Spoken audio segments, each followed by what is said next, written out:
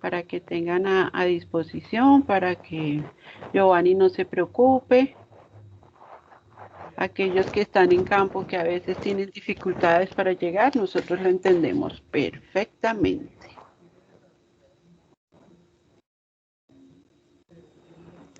Dos minuticos más y damos comienzo, bueno.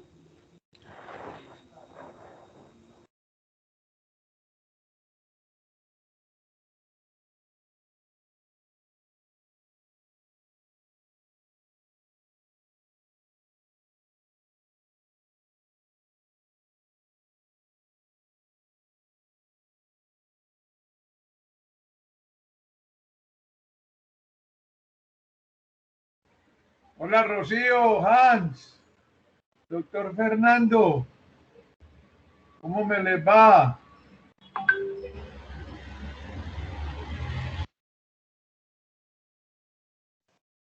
Don Iván, usted tan efusivo como siempre. Buenas noches para usted y para todos. ¿Sí le echo más agüita a la sopa o no?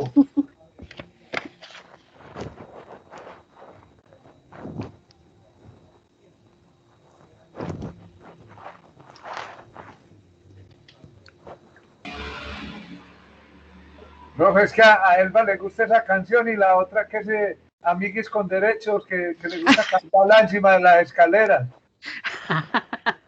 Con mediecita de guaro. ¿Cómo así? Hay que invitarla a un paseíto de esos que da doña Nidia allá de Turbay cuando hace los desfiles allá en Bogotá. Esa es otra estrategia para hacer extensionismo rural. Para acercarse a las personas. Claro, que sí. Si al lugar que fuere es lo que viene, si uno tiene que estar muy cerca de la comunidad para ganarse sus afectos. Sí, claro, yo entiendo, sí. Y a veces uno también se sacrifica, pues, pero vale la causa. Sobre todo muy acogida esa metodología entre los extranjeros. Esta mañana precisamente estaba en clase con mis niños de la universidad. Yo dicto desarrollo rural en medicina veterinaria. Y estábamos hablando de turismo rural y me ponen ellos un video de extranjeros haciendo turismo rural acá en Colombia y no, todos pegados de la botellita, todos felices. Y tirando a chiva. Sí, para ellos eso es la superaventura. Bueno, compañeros, pues yo respeto mucho el tiempo de todos y veo que hay unas personas que han sido muy cumplidas y entendemos las dificultades que hay a veces para poder llegar a tiempo a pesar de que lo queramos. Entonces vamos a empezar la reunión y para los demás compañeritos que se van conectando, igual queda la evidencia en el aula. ¿Les parece?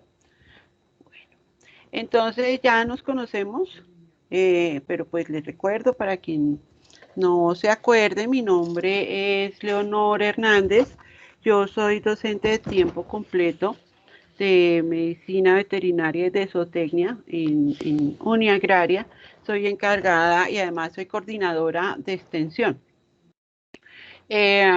Soy coordinadora también académica de este diplomado y que hemos creado, que hemos construido con mucho cariño y durante muchos años, porque es una construcción permanente, llevamos trabajándolo muchos años y a medida pues que va llegando reglamentación nueva, que van cambiando algunas estrategias, entonces lo vamos modificando.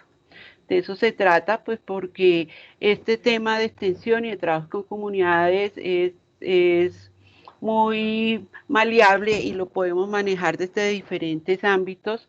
Siempre he sido una creyente del tema de la asistencia técnica y de la extensión, siempre van muy de la mano y conozco el trabajo en el campo, pues porque yo empecé en mi vida laboral como asistente técnica y después me empecé a involucrar muchísimo más con los productores y alguien me hizo caer en cuenta que tú lo que estás haciendo es extensión. ¿sí? Y yo pienso que a ustedes les está pasando exactamente lo mismo y yo sé que por eso están tan juiciosos con la asistencia y la participación en el diplomado. Entonces, por eso siempre los voy a llamar colegas extensionistas, pues porque eso somos, ¿sí? Y la extensión acoge muchísimos factores como vamos a ir mirando a lo largo del diplomado.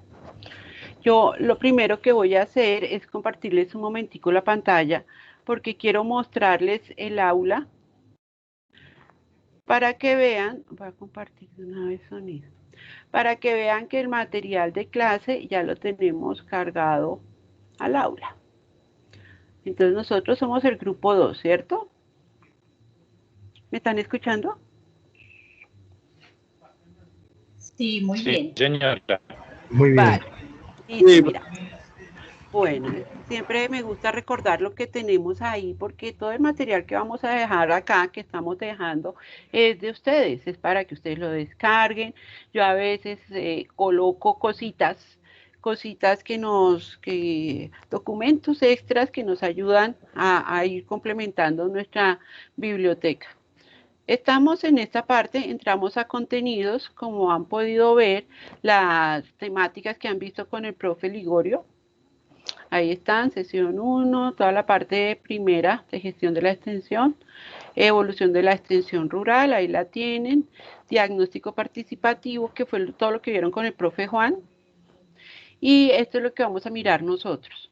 ¿Listo? La ley SNIA y sus implicaciones para Colombia, y como pueden ver, si abren acá, miren, les coloqué ahí una serie de decretos y resoluciones muy relacionadas con lo que es la ley SNIA y que vamos a estar viendo a lo largo de estos 3 días. Me vuelvo un poquito y hay más contenidos, a ver qué más teníamos. Algunos documentos de consulta que vamos a ver, no sé si lo alcancemos a ver hoy o lo vemos mañana, de la misión para la transformación del campo colombiano. Cuando ustedes pican ahí, si ven que les da la opción de entrar y pueden entrar al sitio, por ejemplo, del Departamento Nacional de Planeación, donde pueden descargar los documentos técnicos.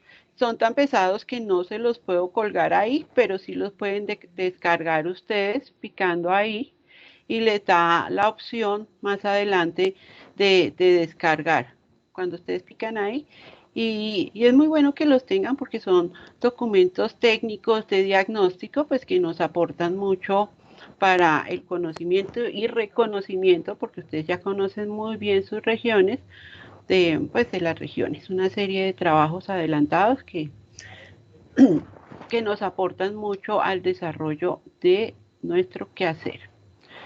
Bueno, voy a compartir, yo les voy a contar una cosa, yo estoy sola, acá no tengo ninguno de los compañeros, siempre procuramos irnos apoyando, entonces yo como estoy compartiendo pantalla, yo no los veo a ustedes. En este momento sí los estoy viendo, sí estoy viendo lo que aparece ahí en pantalla, pero ahorita vuelvo otra vez a la pantalla de la presentación y yo no veo ni manitos levantadas, ni absolutamente nada. Entonces, Iván, Giovanni, cualquiera que me quiera ayudar, por favor me dicen, ve, hay alguien que quiere hacer un aporte o simplemente me interrumpen. Totalmente válido. Esta es la ayuda que yo les voy a pedir. Y para temas de conectividad, voy a apagar la cámara porque para mejorar la calidad de la grabación. Ya nos saludamos, ya nos reconocimos nuevamente. Ahora al final tomamos una foto grupal bien bonita y ya. Pero, y también les voy a pedir el favor que seamos muy participativos. Estos temas dan para que seamos muy participativos, no importa que nos demoremos un poquito en alguna diapositiva, si ustedes quieren comentarla, tenemos videos también que podemos ir comentando. Entonces, de eso se trata, porque yo no estoy aquí dándoles conocimiento, sino que yo veo este tipo de encuentros como una construcción permanente de conocimiento, sobre todo que nosotros entre todos nos alimentamos mucho de las experiencias que ustedes han recogido en su día a día en el trabajo con nuestros productores. Entonces voy a dejar de compartir pantalla y vuelvo a la presentación. Ustedes me confirman, por favor, ¿la tienen? ¿Ya la están viendo? Afirma, muy bien. Muy bien, bueno, como podrán ver, yo uso colorcitos, me gustan mucho los colorcitos, las hojitas, todos los colores así vivos. Entonces, vamos a empezar con lo que es la ley SNIA y sus implicaciones para Colombia. Tenemos distribuido esta temática para 3 días. Es posible que incluso a veces pueda avanzar 2 diapositivas y ahí nos quedamos. Pero eso es muy bueno porque demuestra el interés y sobre todo, y todo lo que ustedes comparten con nosotros, pues es muy, muy valioso. Listo.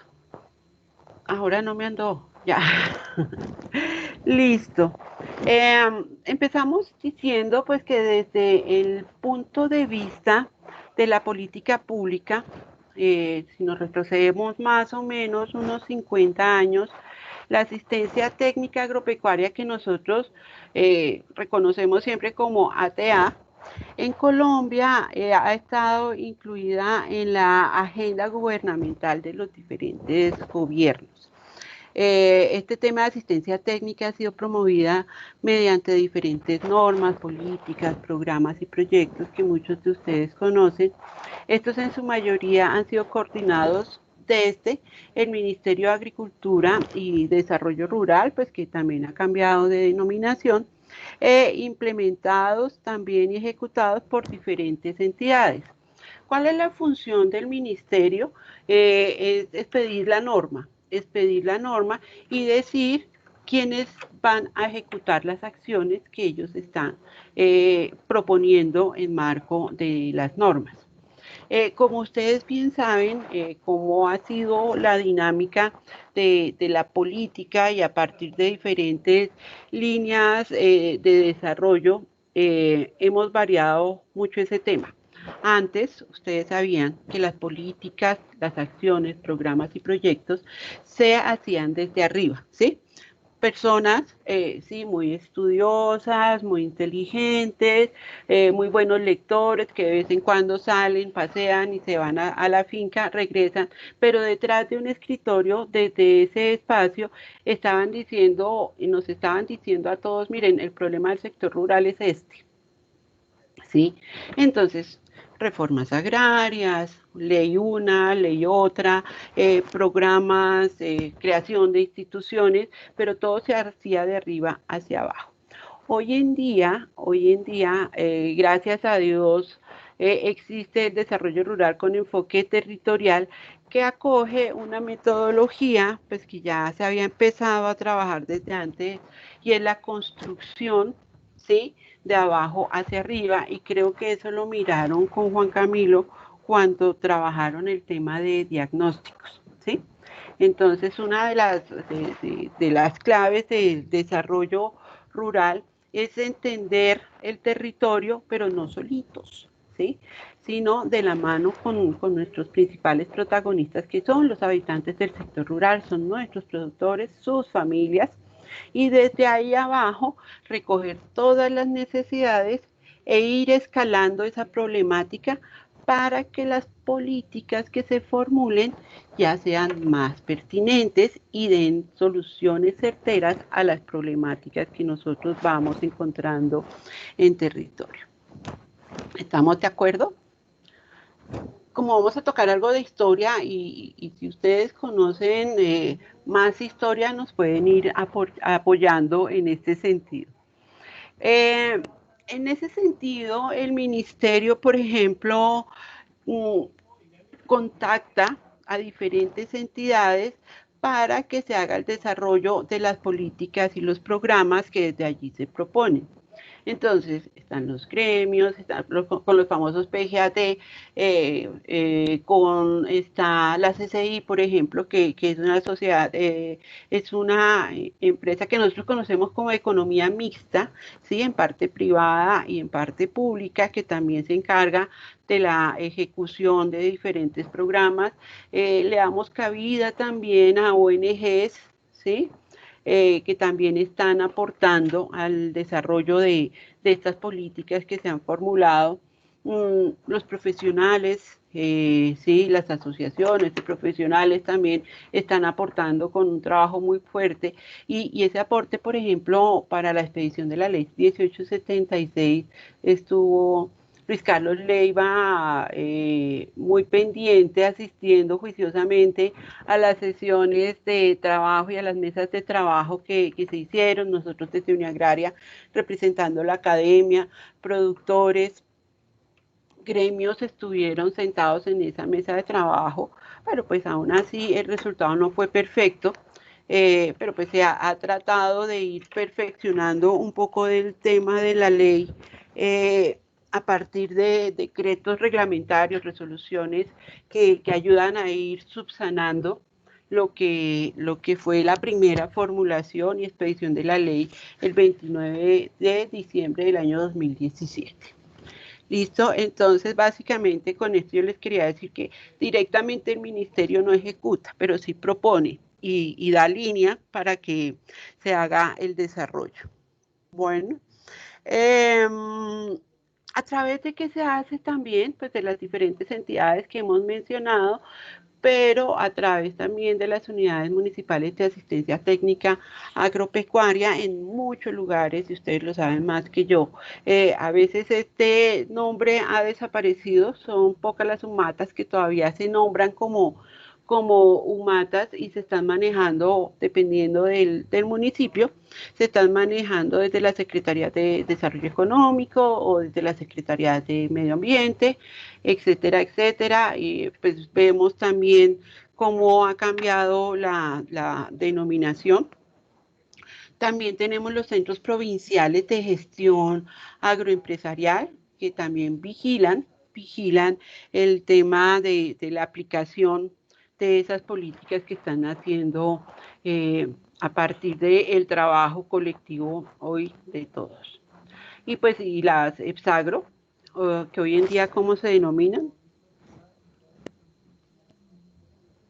¿Quién me dice? EPSEAS. Sea, señor. Sí, señor. Pero yo entiendo, doctora, que los centros provinciales de gestión agroempresarial ya no funcionan. Sí, están funcionando. Es que hubo un momento, y eso lo vamos a nombrar más adelante, es como el mismo problema que hubo con los consejos municipales de desarrollo rural, ¿sí? Que simplemente quedaron creados en papel, una que otra reunión, recojamos la firma, pues que es lo tradicional, ¿no? Recojamos la firma para justificarlo y ya, pero no se adelantaban diferentes acciones pues, que debían adelantarse. Hoy en día, con la promulgación de la ley y los decretos reglamentarios, entonces ya se le vuelve a dar un papel muy importante a lo que son estas dos figuras, ¿sí? Entonces, desde lo local, desde los consejos municipales, se sube todo el trabajo que se ha hecho con el tema del diagnóstico participativo, reuniones, mesas temáticas y todo, se va surtiendo ese tema de escalamiento, ¿sí?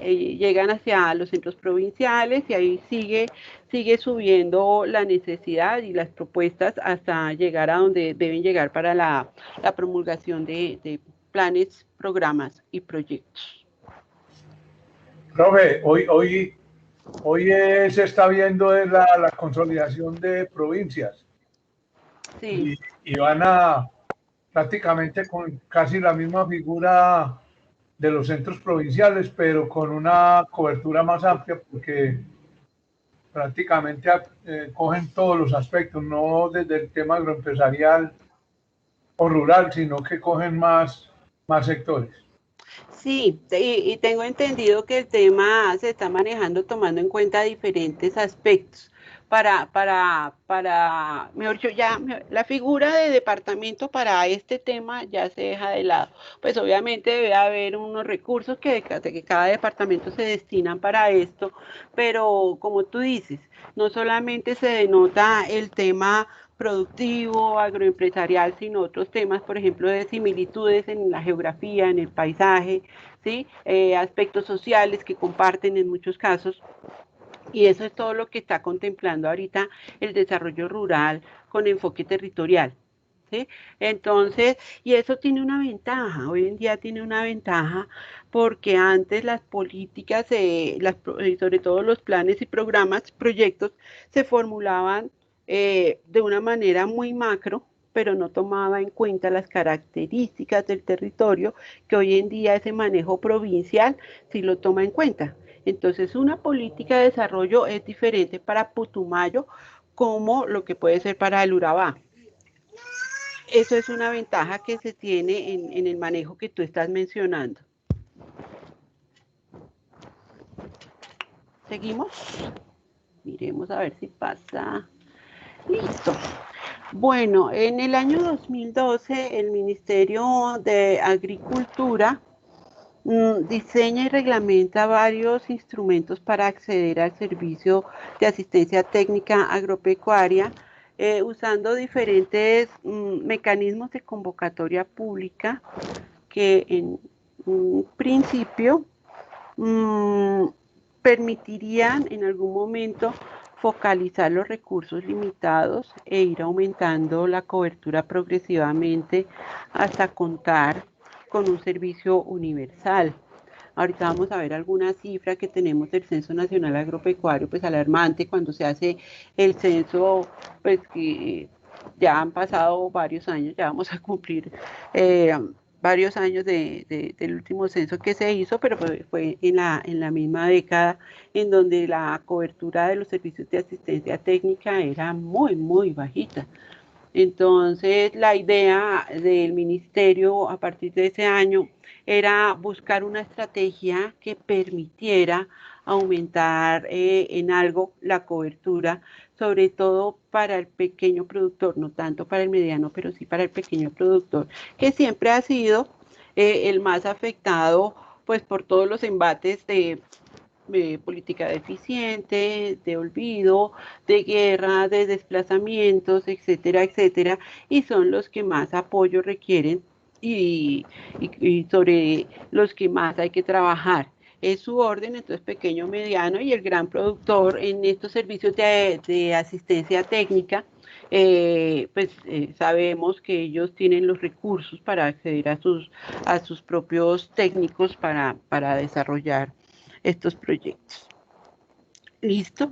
Se tienen entre esos instrumentos la asistencia técnica directa rural, cuyo objetivo principal es contribuir al desarrollo rural y al mejoramiento de la competitividad, productividad de todos los productores del campo. Siempre se ha hablado de cerrar la brecha que hay en el campo, entre el campo y la ciudad, pero no olvidemos la brecha tan marcada que hay dentro del mismo sector rural, ¿sí? Entonces, la idea principal con la asistencia técnica directa rural es aportar al cierre de esta brecha tan marcada. Bueno, se tiene el incentivo de la asistencia técnica gremial, que ustedes lo conocen muy bien, que busca promover la inversión de recursos para fiscales, ¿sí?, en asistencia técnica. Se habla que cubre hasta el 50% de los costos del servicio de la prestación, con temas de capacitación, actualización de conocimientos para los asistentes técnicos, etcétera, etcétera. Este instrumento se enfoca principalmente en pequeños y medianos productores agrícolas, pecuarios, acuícolas, forestales, del que menciona la ley 607 en su artículo 3, creo. Esa ley es del año 2000, más adelante vamos a ver lo que es la diferencia entre el contenido y las actividades que estipula la ley y lo que hoy en día, no, la ley 607 y lo que hoy en día quedó consignado en marco de la ley 1876, que es nuestro caso, el que estamos tratando en este diplomado. Bueno. También se tiene el incentivo de asistencia técnica especial, que es el último que tenemos ahí mencionado, cuyo objetivo principal es fortalecer las capacidades de los pequeños productores en condiciones de vulnerabilidad, con miras a que puedan acceder a los diferentes apoyos de política agropecuaria y de desarrollo rural en búsqueda de ¿qué? De mejorar la competitividad, obviamente hay los ingresos y finalizando en la mejora de la calidad de vida. Es ahí cuando nosotros empezamos a mencionar esta palabra, el tema de bienestar. Es un bienestar integral. No estamos hablando en este momento de un tema solamente de productividad y de inserción en una cadena. No, ahorita estamos mirando el tema de una forma integral, ¿sí? Tomando en cuenta todos los integrantes del núcleo familiar, tomando en cuenta el entorno, las actividades que desarrolla en su predio en pro de la producción. Se toman en cuenta actividades hoy en día, por ejemplo, culturales, actividades de turismo rural, precisamente por eso les estaba hablando hoy a los chicos míos esta mañana en clase, que hoy en día se convierten en ingresos adicionales que aportan de una manera significativa a los ingresos de la familia rural. ¿Comentarios? No me dejen hablando solita. Doctora, en términos prácticos, ¿qué diferencia hay entre las tres actividades? Una se presta directamente a través de contratos y recursos que gira el gobierno nacional, ¿sí? La primera, estoy hablando de la primera. Sí, con recursos que gira el gobierno nacional directamente a los municipios para que la entidad que está a cargo en ese momento, ya sea la UMATA o la Secretaría, pues, o la EPSAGRO en ese momento, pues para que ellos lleven a cabo ese servicio de asistencia técnica. Los de asistencia técnica gremial son los que se convierten en los PGAT, programas, espérate a ver si me acuerdo bien, que es el incentivo a la asistencia técnica a través de los gremios. Los PGAT es Programa General de Asistencia Técnica Agropecuaria. Sí, y que se manejan a través de los gremios. En ese momento, por ejemplo, yo trabajé con un gremio ganadero, no Fedegan, sino con UCEBUL, y desde ahí nosotros aplicábamos a las convocatorias públicas. Sí, participaban en una convocatoria, era una licitación en donde pues examinaban la experiencia de los profesionales, de los asistentes técnicos y se entregaban unos recursos específicamente para alguna población relacionada con ese gremio en específico, ¿sí? Y el tercero, el incentivo a la asistencia técnica, es lo que nosotros, a la especial, ¿sí?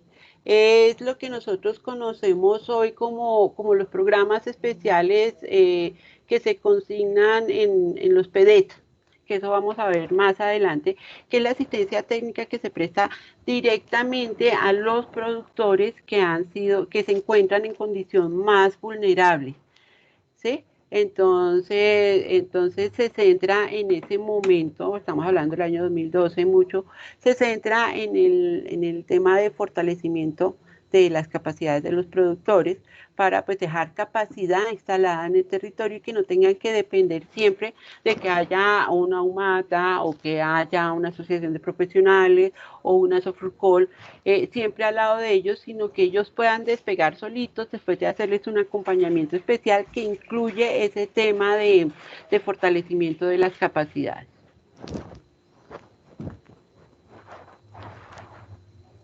¿Listones? No se preocupen por tomar apuntes, ni foticos, ni nada, porque como ustedes ya pudieron ver, eso ya está consignado en el aula. Bueno, recordarles, yo me llamo Leo, no doctora ni profe. Estamos entre pares, recuerden.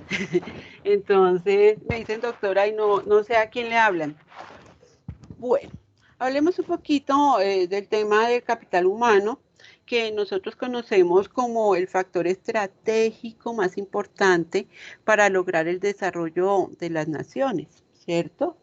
En conjunto con el desarrollo tecnológico nos permite a nosotros satisfacer las demandas de la población que es tan creciente, cada vez nos multiplicamos más, que día a día está exigiendo más productos para alimentarnos, pero sobre todo con un tema muy importante, estamos hablando de calidad y de inocuidad. ¿Quién me puede decir a mí qué es inocuidad?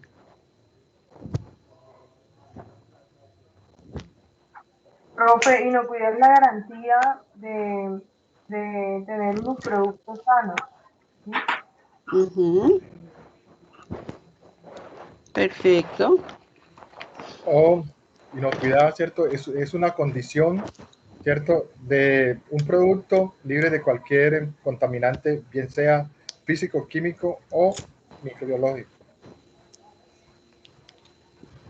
Muy bien. ¿Y eso cómo se logra? Solo con un acompañamiento que los productores requieren, no porque sean brutos, porque ellos además tienen más capacidades que nosotros, son sumamente inteligentes, sino pues que requieren que nosotros seamos los llevemos de la manito por el camino correcto.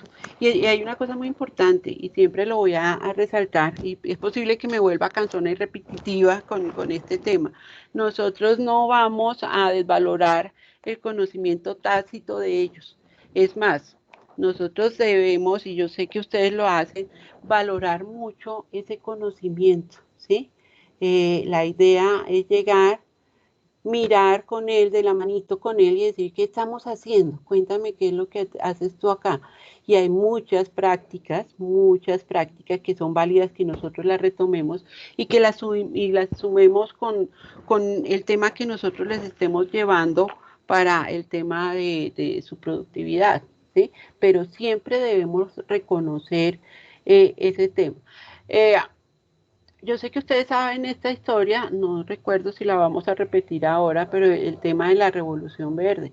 Nosotros éramos productivos antes de que llegara la Revolución Verde, ¿cierto? Pero llegan, nos hacen un lavado de cerebro y básicamente otros países dicen, para que nosotros compremos tu producto, pero eso no es de ahora, eso pasó hace muchos años.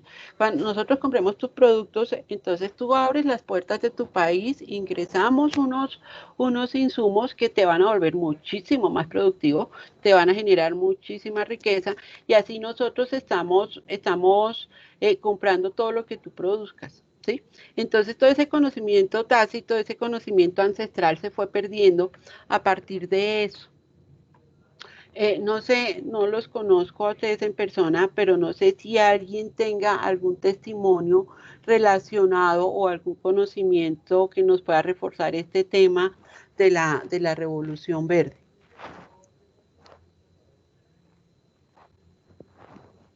Y así nos vamos conociendo además.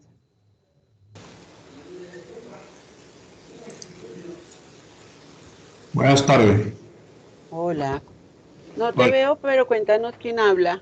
Le habla Jairo Vega. Hola, Jairo. Del departamento de Bolívar. Mi pregunta es la siguiente, ya que tocó lo referente al capital humano. Cuando estábamos hablando de la asistencia técnica y de las EXEA y de las CPBS, o sea, yo estoy mirando y analizo, ¿cierto? De que todas esas razones, las razones sociales que se le han dado allí a esas entidades que prestan los servicios de asistencia técnica, veo de que solamente se le cambia es la razón social, porque dentro del contenido, del contexto de lo que de verdad debe ir dirigido al campo, lo mencionan, pero no se pone en práctica. Ahora, cuando se contrata el servicio para el campo, vamos a hablar, estamos en Colombia y hablamos de Colombia, entonces, ¿qué sucede? Que no contratan al verdadero asistente técnico que de verdad conoce cuál es el problema del campo. Entonces nosotros miramos hoy en día qué están sucediendo con las humatas. Hay abogados, ingenieros civiles. Entonces, ¿para dónde vamos? ¿cómo podríamos nosotros los ingenieros agrónomos recuperar ese espacio que nos están quitando a través de otros recursos humanos o material humano que no son de la producción del campo? Ok, yo creo que lo iba a explicar más adelante, pero pues ya que me das la oportunidad de hacerlo. Esa es la nueva figura de las EPSEAS y se habla de grupos interdisciplinarios, ¿sí? Que permitan dar solución certera a lo que se está trabajando. Y fue una pelea muy fuerte durante las mesas de discusión para la formulación de la ley. Por eso siempre hago mención de Luis Carlos Leiva, porque él sí que dio la pelea allá. Eh, y nosotros en mesas de trabajo con la red Reláser, con Agrosavia, estuvimos participando y hubo dos discusiones fuertes. Primero, ¿por qué denominar la extensión agropecuaria y no extensión rural? Y segundo, porque los grupos de profesionales que deben conformar hoy en día las EPSEAS debe llevar abogados, debe llevar economistas, debe llevar antropólogos, sociólogos, etcétera, porque eso es lo que tú estás mencionando. Hoy en día, y por reglamentación lo piden, por reglamentación lo están pidiendo. Pero, por ejemplo, el tema de los abogados, por un tema de legalización de predios, por ejemplo, ¿sí? Entonces, como son servicios integrales los que se van a prestar, entonces estará el abogado en el momento que sea necesario, sale, recoge la información y entrega la ruta para que tú puedas legalizar el tema de tu predio. ¿Sí? Para eso la presencia del abogado. El tema antropológico, hay incluso porque nosotros en la universidad tuvimos un tema, nosotros hacemos un foro internacional de extensión rural y en el último foro que hicimos hay psicólogos que hoy en día han creado una disciplina dentro de su psicología que se llama psicología rural.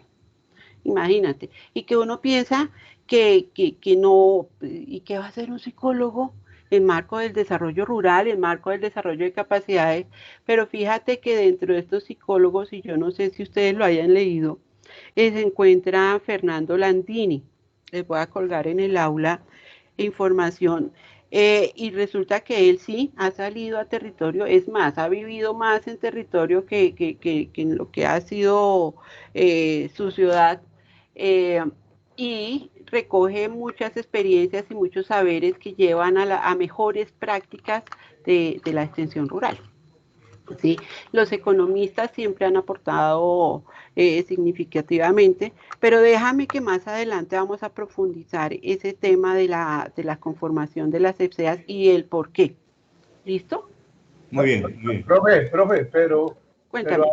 hay que entender una cosa también que con el compañero es de pronto la pertinencia de las personas que están en los cargos del sector rural. Y empecemos por el mismo ministerio, que no hay el ministro de Agricultura y quién sabe pues a quién ahí han metido de diferentes líneas o carreras. Esa es una cosa. Lo otro es que en las sumatas desafortunadamente el problema es presupuestal, porque las sumatas dependen de los recursos que el municipio pueda asignar para otros sectores, que es apenas el 20% del presupuesto y tiene que pelear con otros sectores para que le asignen unos recursos.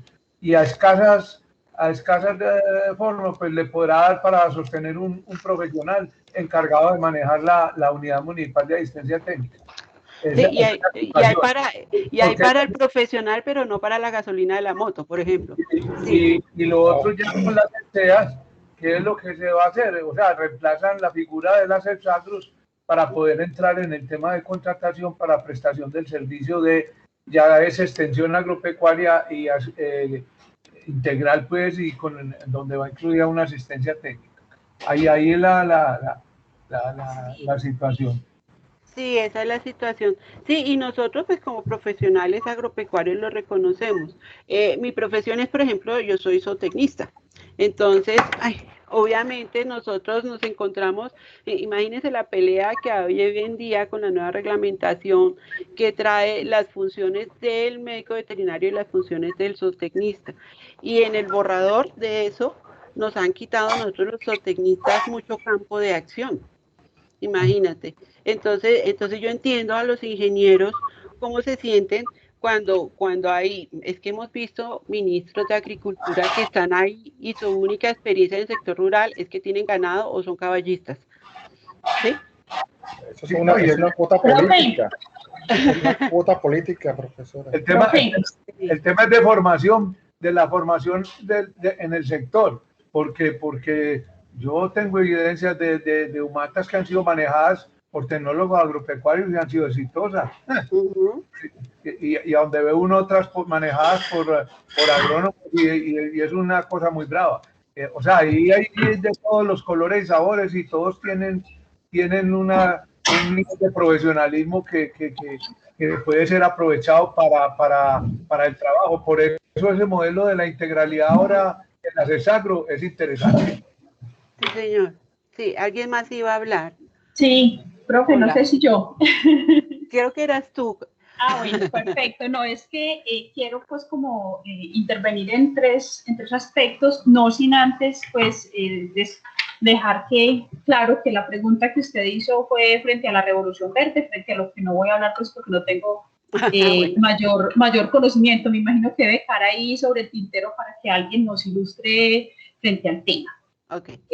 Pero quería como dos cositas. Una, cuando usted ahorita hablaba frente a ese tema de cómo se comparte con el campesino o con el productor, con el agroempresario, y cómo se empieza a motivar para despertar en ellos todo ese conocimiento que ya tienen.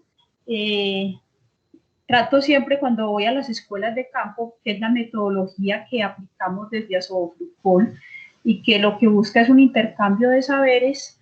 Lo que se busca es, de alguna manera, compartir el conocimiento que se lleva desde la academia con la experiencia que tiene el productor y relacionar esos dos conceptos para llegar a ese conocimiento colectivo. Pero fundamental en la metodología de escuela de campo es escuchar qué sabe el productor y cómo se le fortalece desde el conocimiento que se le lleva afuera, porque realmente el extensionista o los extensionistas cuando empezamos a hacer ese ejercicio nos damos cuenta que muchos no tienen el título, pero que tienen un conocimiento muchísimo más valioso que inclusive las personas que se ufanan o que tienen el título y que tuvieron la oportunidad de pasar por la academia.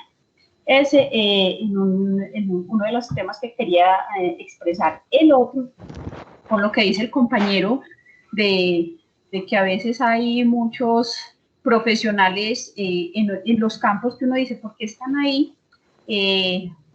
Yo creo que fue fundamental la charla con el profe Ligorio, porque ahí él nos hablaba muchísimo y me gustaba mucho cuando él decía, es que lo importante no es tener, es querer. En la integralidad que se busca con la extensión agropecuaria es precisamente eso. Para mí es fundamental las áreas sociales en un trabajo de extensión rural. ¿Por qué? Partamos de la pandemia que estamos viviendo. Eso está generando una incertidumbre, un miedo, unas situaciones de angustia que quizás ninguno lo ha analizado, cuáles van a ser las consecuencias o cuáles están siendo las consecuencias de esto que emocionalmente nos está afectando a todos y que a veces no se expresa más al campesino, al sector rural. La incertidumbre también está llegando frente a lo que va a pasar con ellos y con sus familias y con su producción. Fundamental trabajar el tema de la resiliencia. El sector rural y el campesino ha sido muy afectado, ha sido quizás llamémoslo así, el protagonista de este país de tanta violencia. Han sido afectados por los grupos al margen de la ley, cualquiera que sea.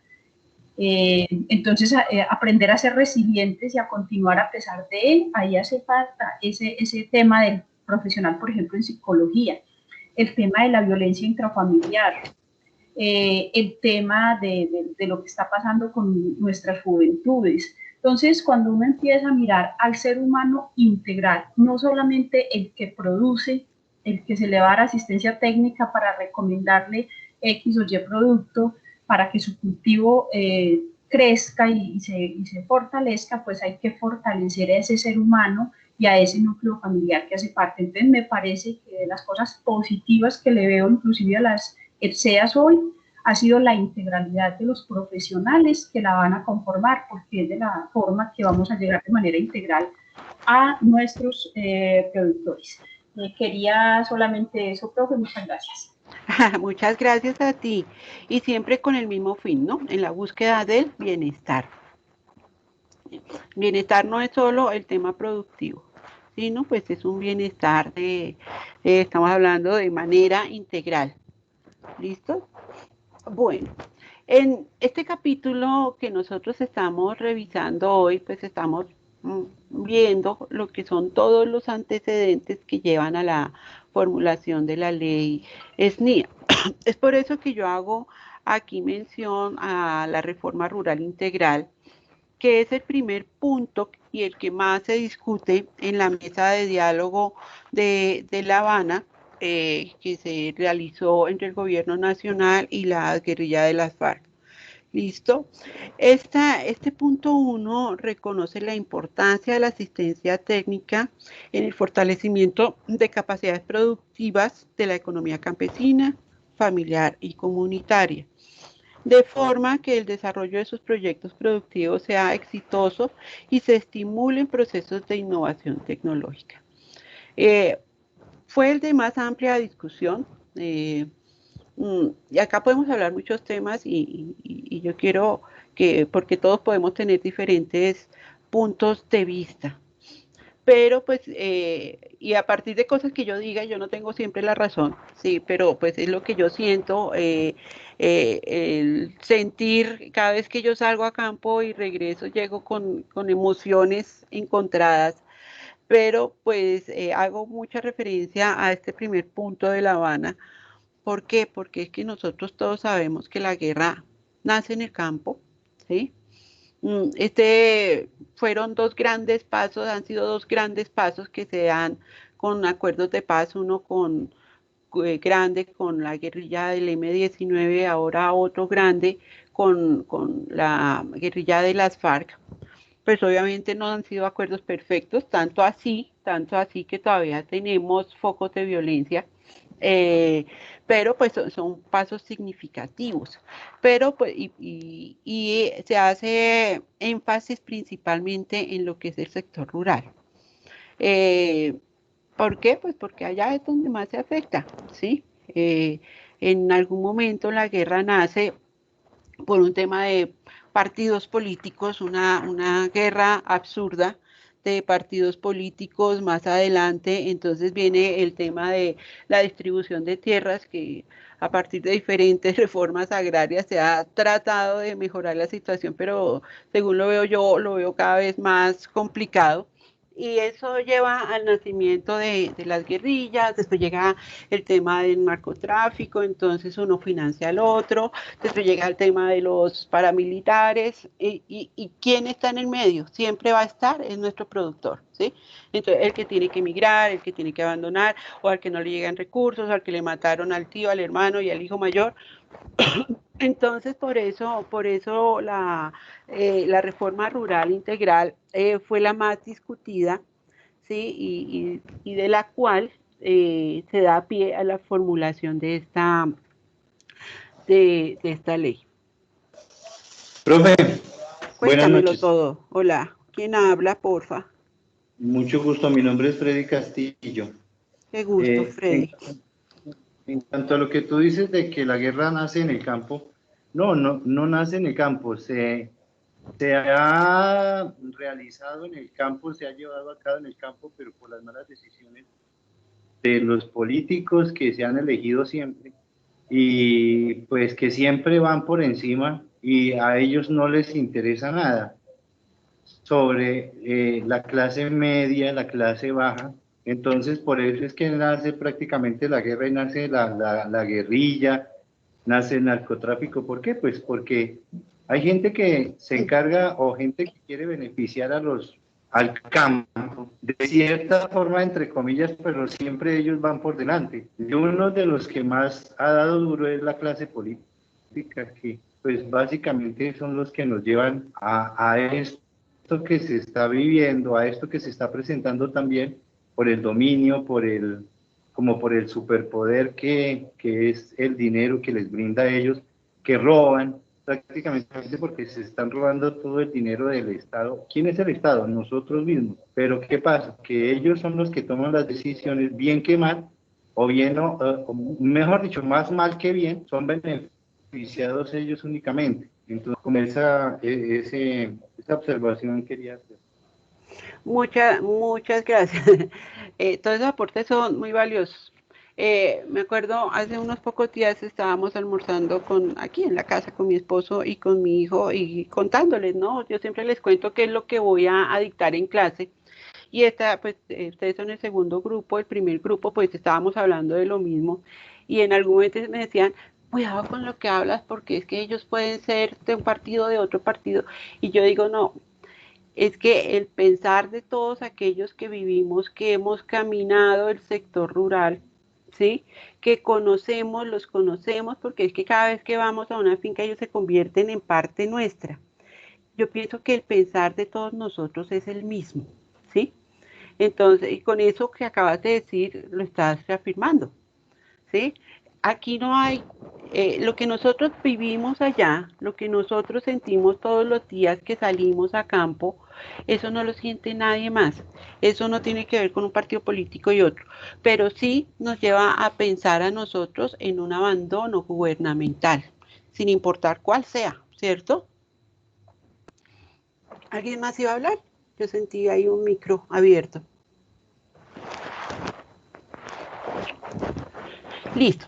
Bueno, entonces a partir de lo que se habla y lo que expone la reforma rural integral, pues obviamente lo primero que hace es reconocer la importancia de la asistencia técnica para obviamente darle una nueva mirada y un impulso al sector rural.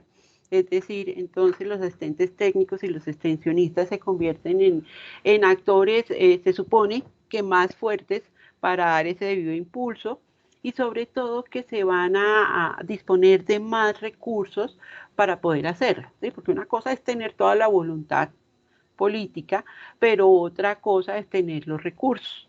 Y de eso vamos a ver más adelante en marco de la ley.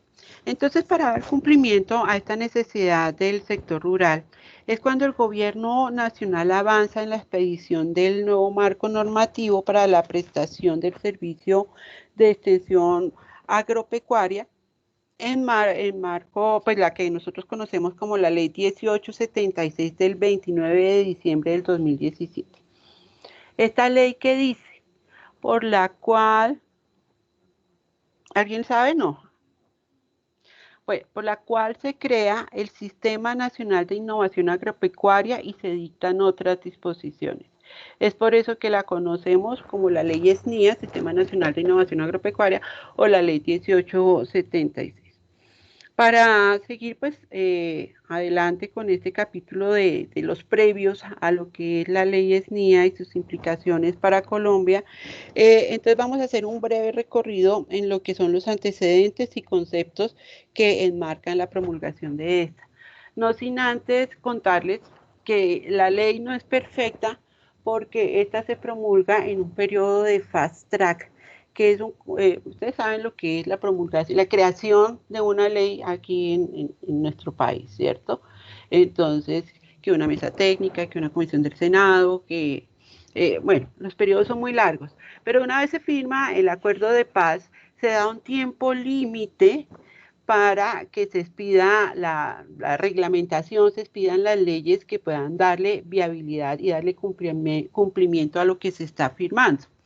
Entonces es un periodo muy corto, realmente corto, en el cual se hacen las mesas de trabajo, se hace absolutamente todo lo necesario para que finalmente este periodo termina ese año en el 31 de diciembre. Fíjense que esta se promulga y se sanciona, se promulga, perdón, el 29 de diciembre y ya inmediatamente empieza el otro año, hay la sanción presidencial. Entonces, es por eso que la ley no es perfecta. Pues sí, ninguna ley es perfecta, pues porque todos tenemos diferentes puntos de vista. Entonces, dentro de esos antecedentes nosotros tenemos, ay, perdón, un segundito, que estoy sola y me toca contestar esa llamada de la portería. Un segundito, qué pena con ustedes.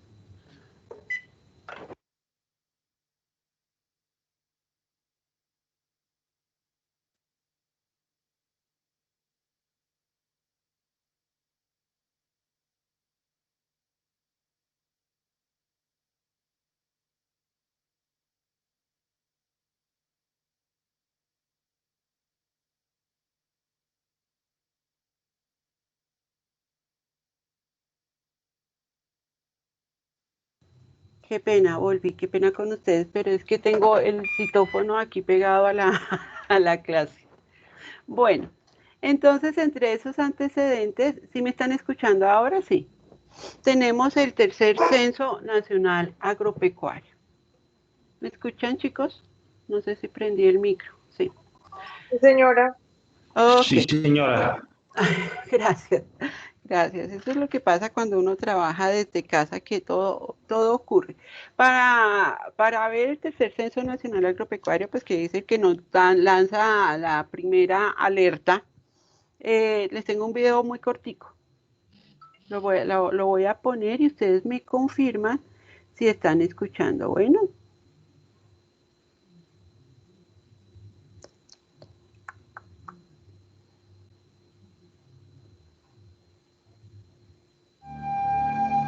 ¿Escuchan, chicos? Sí, se escucha bien. Bueno, entonces ahí son cinco minuticos. ¿Listo? Y acá sigo yo con el micro abierto porque si no, no suena.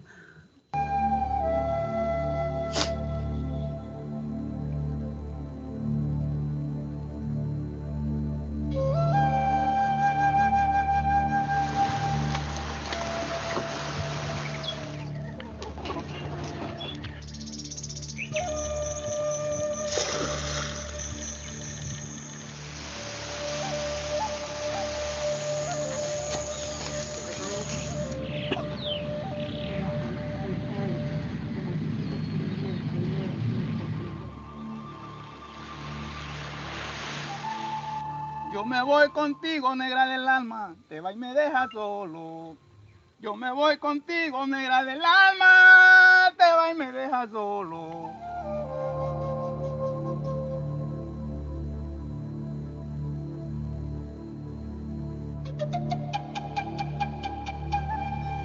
Yo me dedico aquí a la labor en el campo. Yo soy campesino. Mi trabajo es agricultura.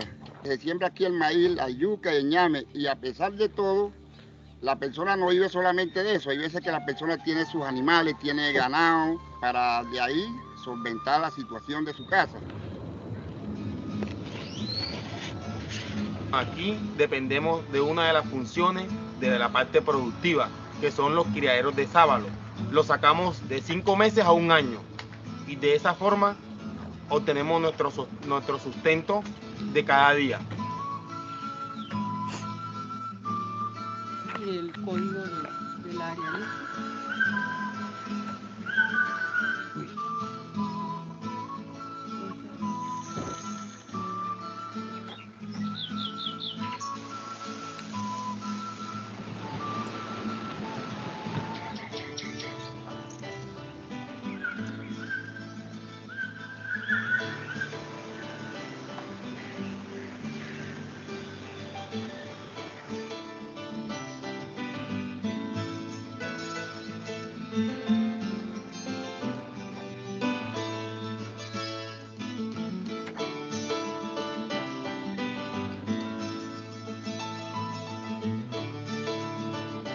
Lo que básicamente estamos haciendo en este momento es viajando por todo el país, capacitando los staffs que van a trabajar en la recolección de toda la información del tercer censo nacional agropecuario.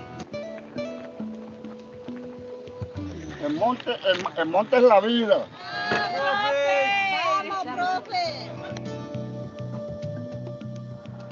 Es importante cuando la comunidad se involucra en estos procesos, es clave. Y el éxito se debe cuando hay esta participación activa, cuando se concerta, cuando se da la información de primera mano, información que requiere la comunidad.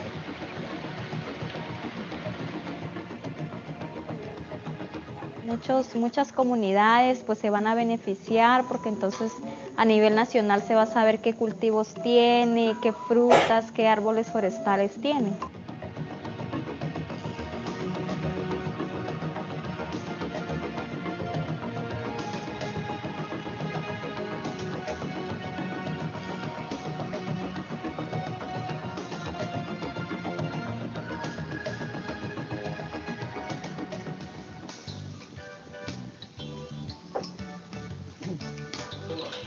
Bueno, a la agricultura y al criado de cerdo y mis gallinas, y vendemos todo el producto del patio, las naranjas.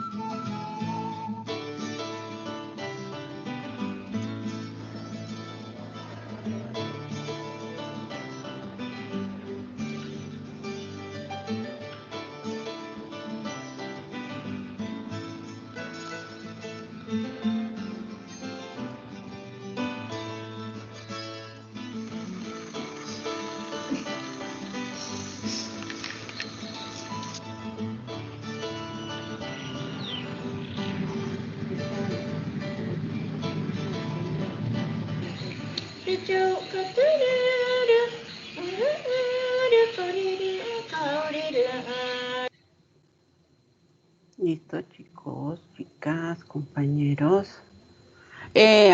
Bueno, yo quiero que me cuenten porque ustedes estaban en campo cuando se llevó a cabo el tercer Censo Nacional Agropecuario.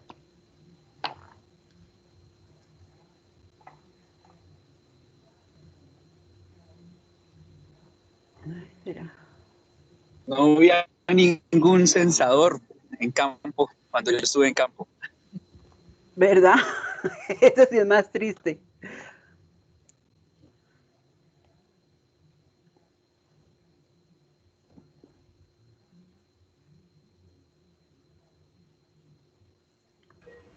¿Alguien más? No. Profe. Cuéntame, te iba a hablar. No, es que pues el tema del censo fue muy importante. Desafortunadamente se cometió muchos errores. Porque no se tomó la información como se debía en muchos casos por la premura de la ejecución de los contratos con la gente y todo. Y entonces se hizo por teléfono y sentados en un parque, se puede decir. De eso, o sea, me consta, porque por ejemplo, yo tengo o mi familia tenemos una propiedad y a mí me llamaron por teléfono y estaba yo aquí en Medellín, a nadie fue. Entonces, yo creo que ahí hubo muchos errores, pero fue un ejercicio interesante. Y yo pienso que lo bueno que le quedó a ese censo fue ese video que acabaron de mostrar. Ah, bueno, algo bueno ha quedado. Muchas gracias. Bueno, el censo tenía varios objetivos principales. Pues primero, construir el marco estadístico de las unidades de producción agropecuaria que nosotros conocemos como UPA, ¿cierto? Correspondiente a los subsectores agrícola, forestal, pecuario, acuícola, pesquero, y de las unidades de producción no agropecuarias, que nosotros conocemos como UPNA. Ahí la diferencia es la N en la mitad. Que están relacionadas con las actividades productivas no agropecuarias para las encuestas que se realizaron. También buscaba identificar al productor residente habitual y sus características sociodemográficas básicas. Hay un tema muy importante también, y era conectarse de una manera muy directa con el IGAC, ¿sí? Porque creo que era la única forma porque este censo incluyó el tema de georreferenciación y era la forma que tenía el IGAC también de alimentar sus bases de datos y alimentar el tema cartográfico en el país. Lo teníamos, así como estaba atrasado el censo, imagínense, porque es muy diferente tomar una imagen satelital a tener ya la información de campo, así no haya sido completa. Por eso les pregunto a ustedes, porque muchos de ustedes estaban allá en el grupo anterior, me decían, no, es que mi esposa fue censadora y le pasó esto, no le pasó esto, bueno, pues todas las historias que se van reconociendo, porque pues una cosa es el video como tú dices, pero otra cosa es la realidad que allí se vivió. Bueno, también se buscaba medir el tema de la pobreza y sobre todo la pobreza multidimensional, el acceso a los servicios. Cuando hablamos de servicios públicos, también no estamos hablando solo de agua, luz y acueducto, estamos hablando de servicios como acceso a la educación, acceso a sistema de salud, ¿sí? Vías, sobre todo las vías terciarias, que es la que más les afecta de manera directa a nuestros productores, ¿cierto? Entonces esa era la información que se estaba manejando. Un momentico, por favor, discúlpenme un segundo.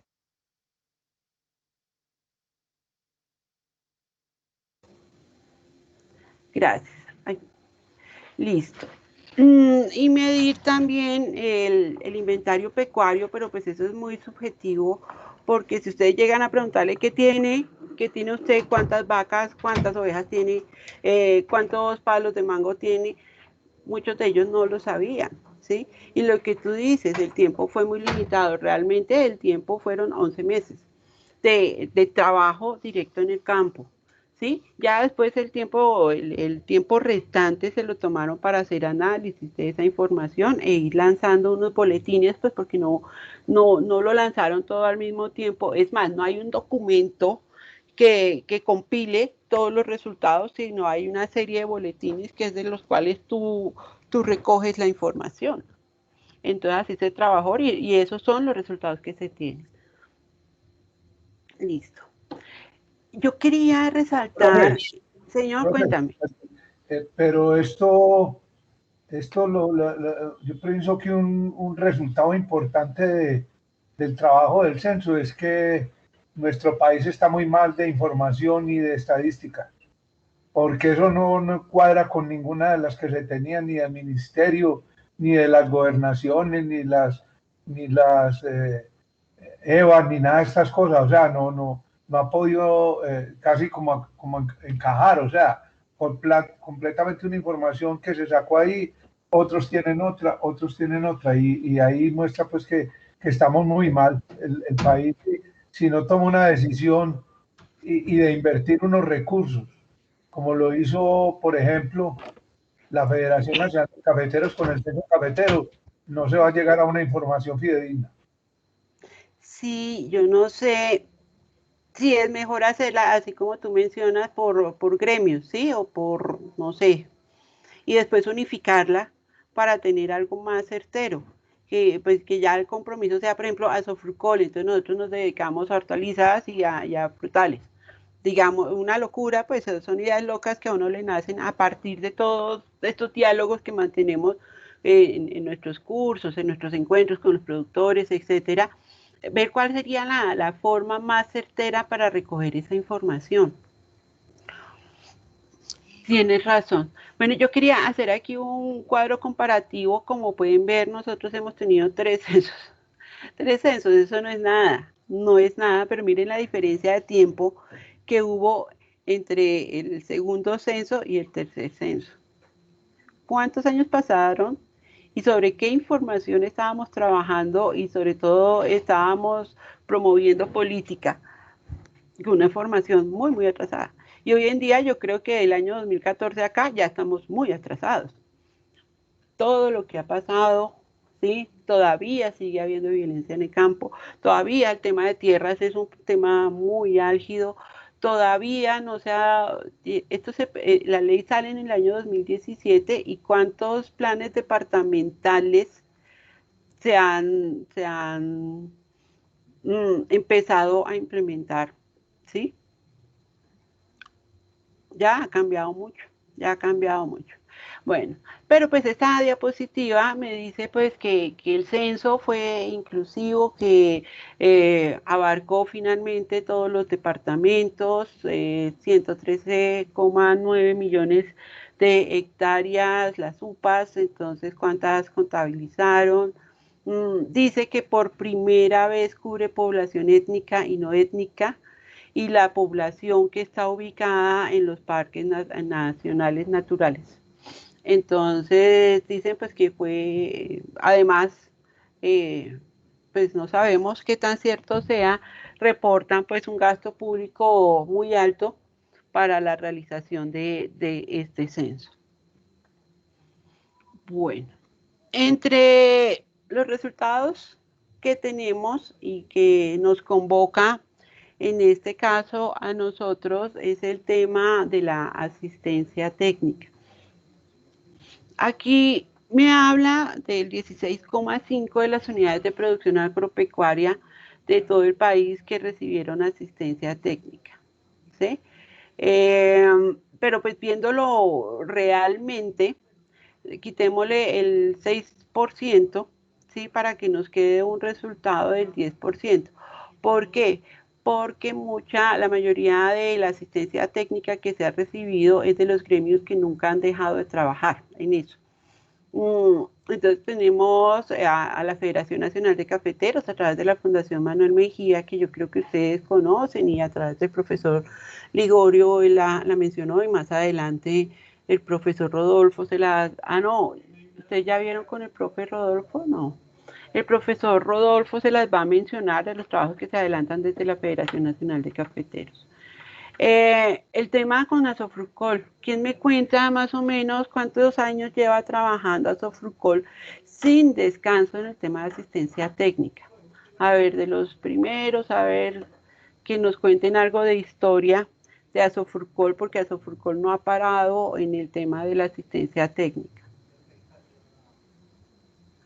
Profe, yo de pronto conozco un poquito. Dale. O sea, desde que empezó Asofrucol ha tenido en la mira ese trabajo, pero un trabajo real y de efecto en la prestación de asistencia técnica y transferencia de tecnología viene desde hace unos 10 años, que ha sido en cabeza de esta nueva junta directiva y de la gerencia general que tenemos actualmente, con la presentación del plan estratégico vitivinícola. O sea, de ahí es que nace esta propuesta y se presenta un proyecto como lo es el Plan Nacional de Fomento Vitivinícola. Sí, han estado muy comprometidos, ¿no? Sí. Llevamos 8 años, estamos en el 9º y con unos indicadores y unas cifras muy importantes, pero desde los 25 años que tenemos de Asofrucol de creado y que he estado ahí, conozco un poquito pues del tema, pero el impacto más grande viene de 10 años para acá, con esta administración de esta gerencia y la junta directiva que ha venido liderando este proceso. Ok, muchas gracias. No sé los otros compañeros que tengan para aportar ahí. Si hay de pronto de los viejitos así como yo.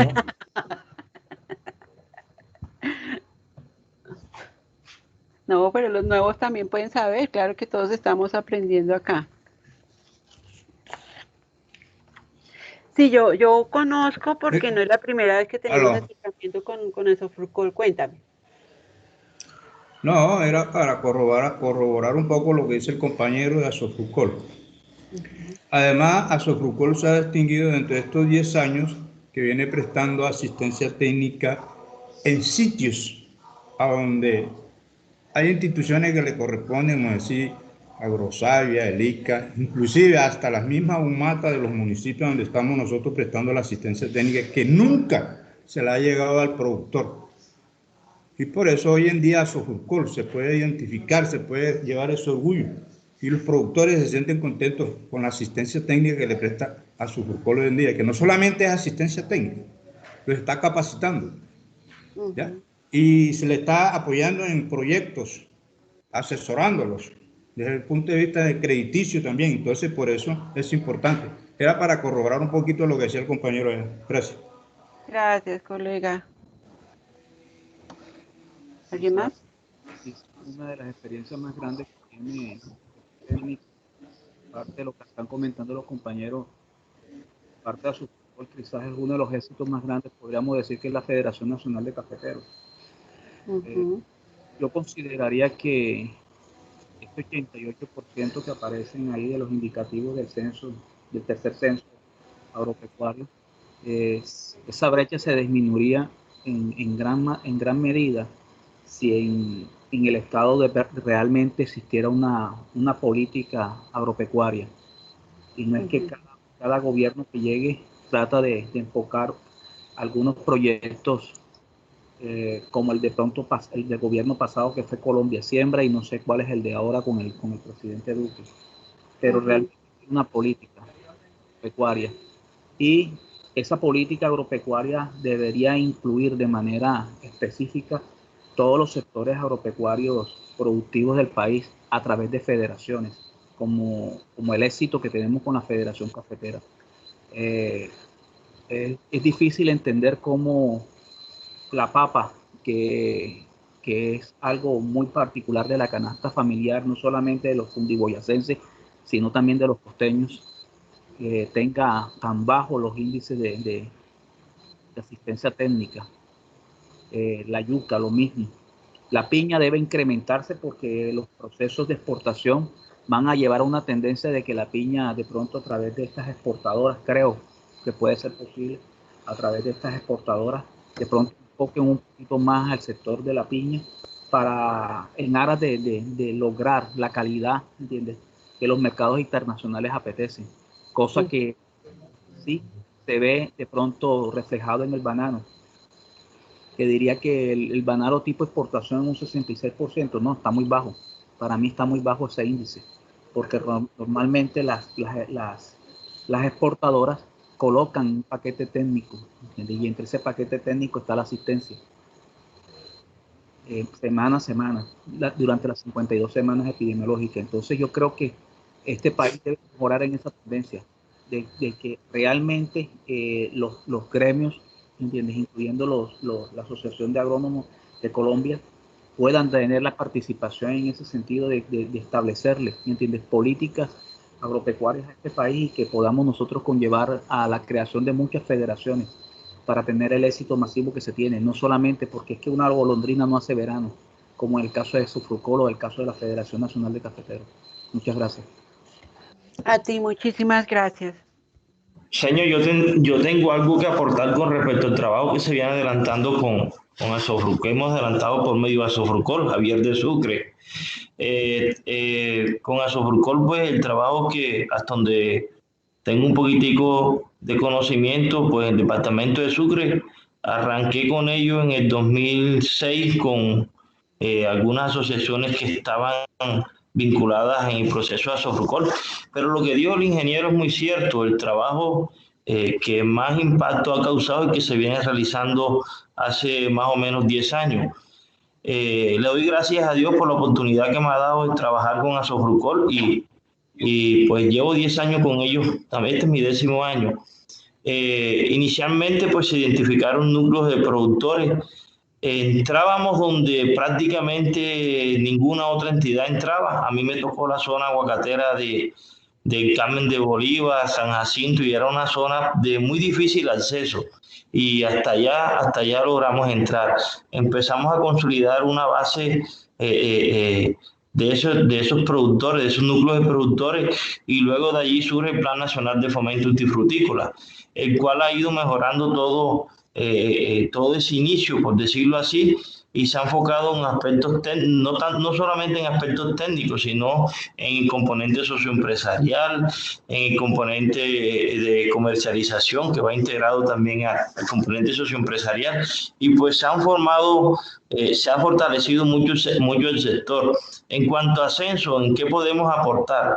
Actualmente Asofocol cuenta con una plataforma la cual es alimentada por todo el equipo que tiene. Ahí vamos a encontrar las bases de datos de todos los productores en los respectivos departamentos, cuánto produce, qué área tiene,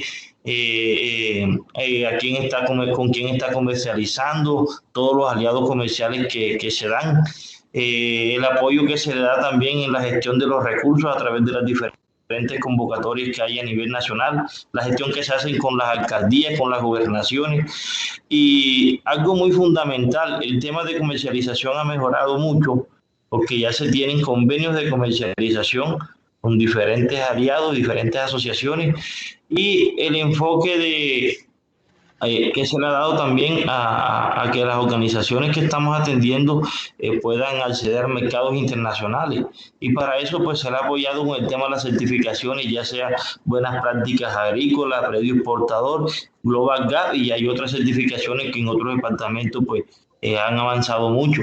Ese era el aporte que quería compartir con ustedes. Muchísimas gracias. Muchas gracias. A ver, miren estas preguntitas, compañeros.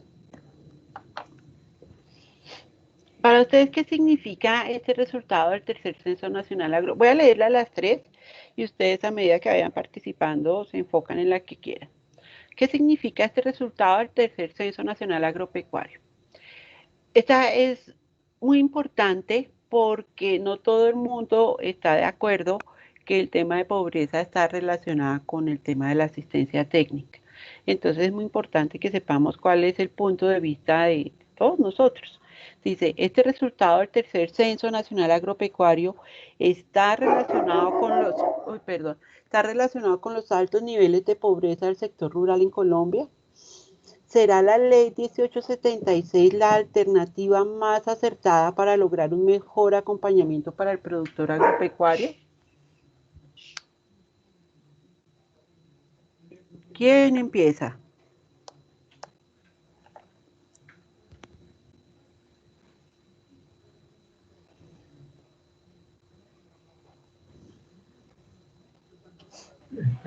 Perdón, profe, a ver, yo arranco otra vez.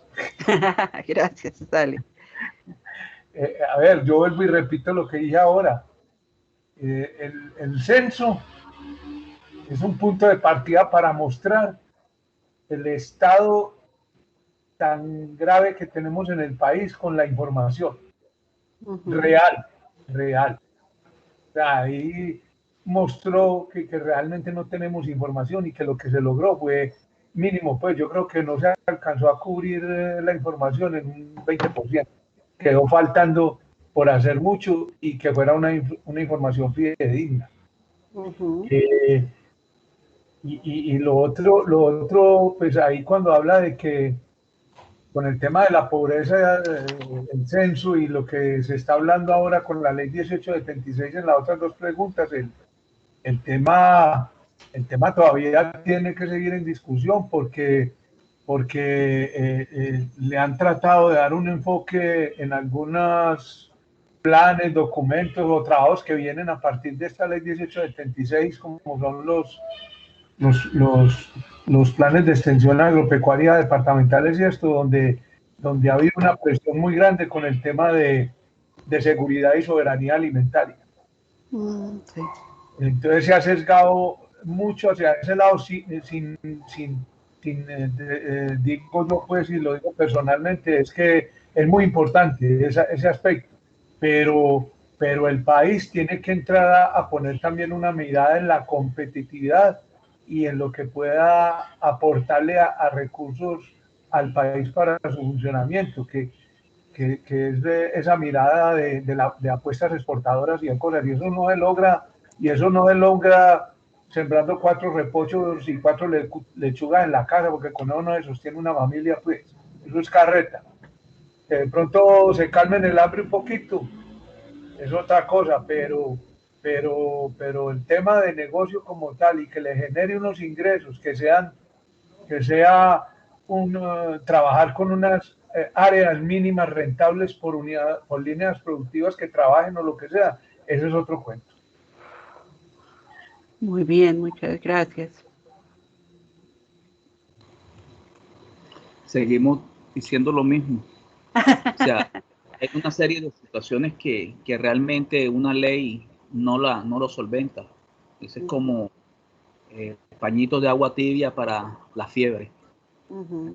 Una situación mucho más compleja, y por eso lo digo, aquí hay que crear, ¿entiendes? Una ley, crear una política agropecuaria en este país, porque realmente esa política es la que va a dar un direccionamiento hacia el agro.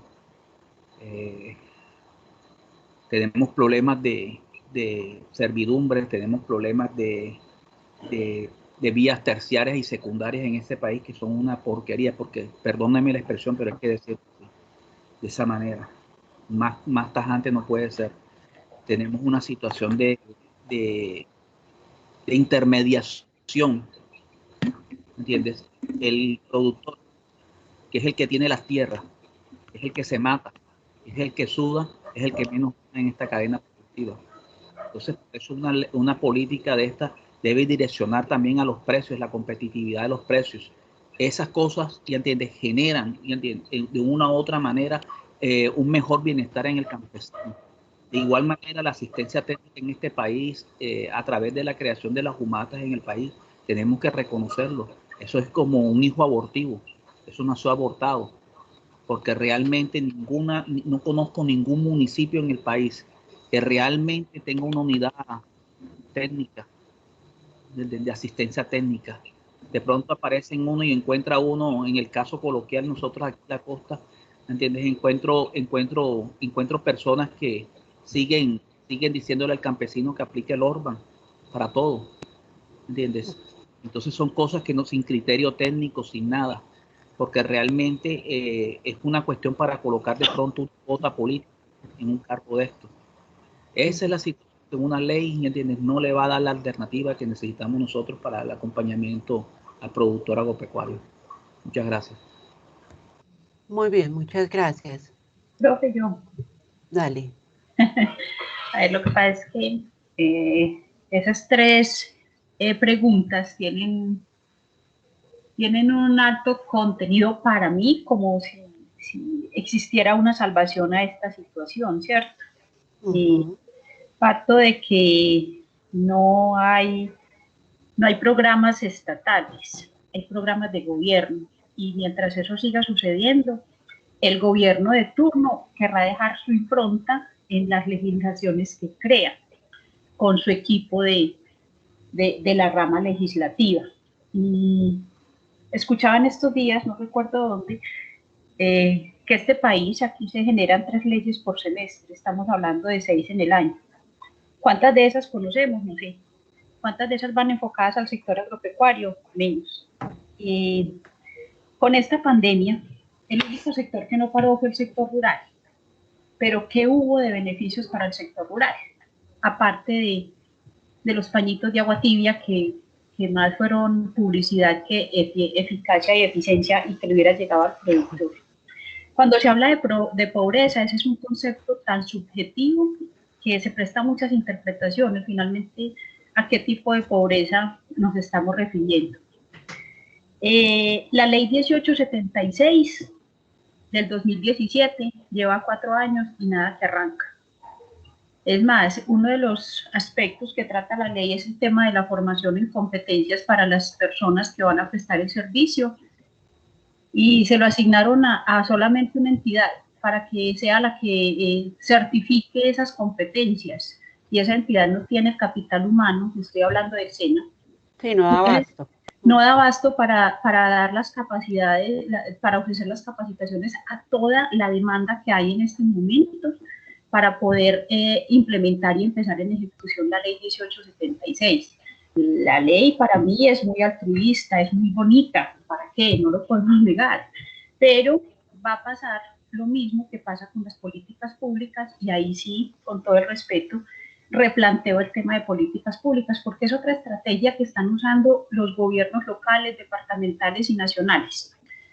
Crean políticas públicas por todo, pero es que una política pública sin presupuesto es un canto a la bandera. Entonces, ¿qué pasa con esta ley? Es exactamente lo mismo, muy bonita. Se está haciendo todo el tema de reglamentación, pero de ahí a la ejecución que hay. Entonces, para ir redondeando, esas dos preguntas no solucionan y no van a seguir solucionando, no vamos a tener la solución al problema coyuntural que se vive en el sector rural. Para mí, esto es de valores, de decisión, de convicción, y eso no genera rentabilidad ni plata. Y sabemos que si eso no genera rentabilidad y no genera plata, pues los líderes que finalmente son los que están allá decidiendo por el campesino, pues no les va a interesar mucho. Quede conocimiento de esta ley 1876 en las comunidades donde nosotros trabajamos. Créanme que no. La gente está luchando en las sumatas, en las secretarías de Agricultura para acceder a uno de esos 5 capacitaciones o a esos 5 módulos que da el SENA, pero que, vuelvo y reitero, no está siendo suficiente. Entonces, el censo nacional, como muchos censos, son subjetivos, porque es que son aleatorios, entonces finalmente no van a mostrar la realidad es la que nosotros vivimos, pero que tampoco tenemos decisión sobre ella. Ese era mi aporte. Muchas gracias. ¿Quién más? Profe, yo creo que es un tema bastante amplio, creo que tenemos mucho de qué hablar sobre el tema, pero un aportecito ahí pequeño para no extenderme mucho y complementar lo que dice la compañera. Otra falencia que se ha visto con lo de los módulos que tiene que dictar el SENA, yo pienso que hay profesionales que no están capacitados, están contratando personal que no está lo suficientemente capacitado para entregar estos módulos a los profesionales. Entonces hemos visto, digamos que yo, por ejemplo, es mi caso, yo ya he hecho algunos módulos con el SENA y siento que le falta más capacitación al personal que están dictando estos cursos. Entonces yo creo que esa es otra falencia que tiene el SENA, porque digamos la estructura o el diseño al inicio, como era algo tan nuevo para ellos, los profesionales entraron también como a hacer un ensayo y muchos de nosotros yo creo que fuimos conejillos de indias en ese tema de los módulos. A mí me pasó lo mismo. Yo estoy viendo los módulos, ¿sí? Pues porque a pesar de que nosotros estamos en campo y somos extensionistas, etcétera, etcétera, pues la ley nos pide que nos formemos. Y tuve un módulo en donde me dieron solamente formulación de proyectos, un curso totalmente diferente a lo que nosotros esperábamos, porque pues, formulación de proyectos yo creo que la mayoría de nosotros lo hemos tomado también con el SENA, y fue exactamente la misma temática, metodología, literatura que vimos, y realmente no me pareció pertinente. Pues no es por criticar, no es por criticar, pero y si realmente no están dando abasto, no dan abasto. Es por eso que ingresa la FAO, es por eso que está Uniagraria, pues tratando de aportar un poquito, pero ¿quién debe certificar? El SENA. ¿Quién más? Profe. Hola. Profe, referente a las preguntas, me gustaría hacer un poquito de énfasis a lo que dijo la compañera Elba. En un país donde se manipulan los datos reales, queriendo a toda hora mostrar una verdad inequívoca de lo que en realidad es, ¿qué podemos esperar de un país tan rico en leyes, pero que a la hora de la verdad no se aplica ninguna? Y no nos preparamos realmente como se debe de hacer para aprovechar los datos que realmente arroja un censo agropecuario, donde se vislumbran una infinidad de oportunidades, de esas debilidades que allí se apreciaron, volver las oportunidades en pro del desarrollo agropecuario, pero ahí quedan simplemente unos datos camuflados, más una ley más, donde, bueno, listo, se está cumpliendo y nos estamos formando para cumplirlas. ¿Ya qué sigue? Implementarlo. Es como mi apreciación frente al tema. Gracias. ¿Alguien más? Acá no está incluido, pero se me vino a la mente ahorita cuando alguno de ustedes habló del tema de competitividad y cómo nos vemos nosotros frente al tema de la importación, del libre comercio y los productos que están importando. Profe, el tema es que ese sí que es un tema coyuntural y neurálgico. Es que los TLC pareciera que se crearon solamente para beneficiar la importación, pero pareciera que en los TLC no hay cláusulas ni políticas claras frente a la exportación. Cuando el productor o desde acá se quiere sacar productos, hay cantidad de restricciones, pero para ingresar productos pareciera que totalmente amplio y libre el camino. Lo particular y paradójico es que pareciera que los tratados de libre comercio entran en su auge, entran en operación con las importaciones justamente cuando está la oferta del producto en nuestro país. Concretamente, se viene la producción alta de leche y empieza la importación de leche. La producción de papa y llega la importación de papa.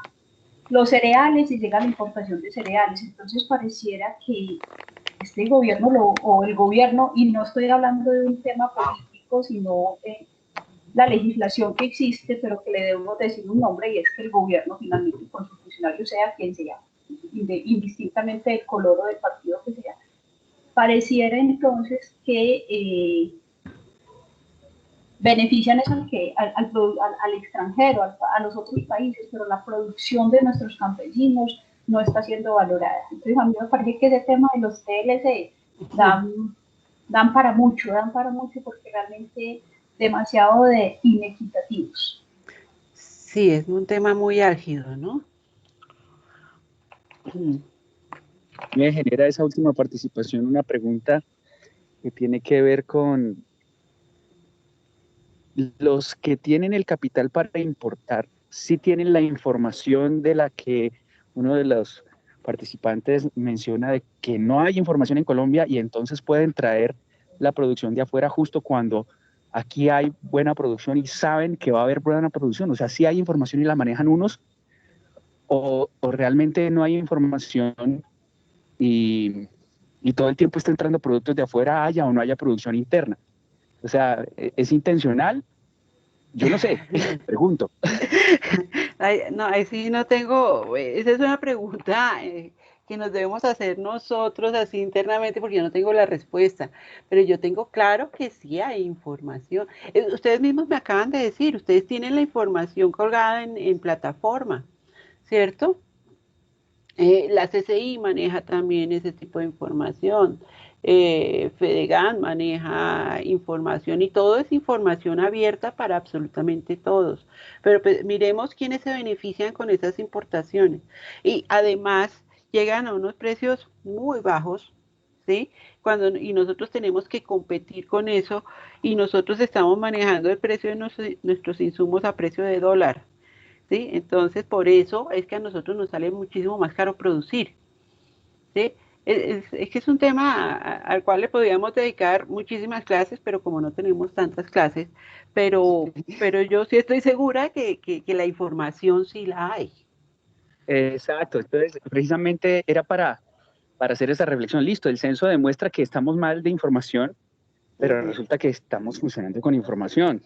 El asunto es quiénes están teniendo acceso porque saben cómo acceder a la información y la utilizan a favor, ¿cierto?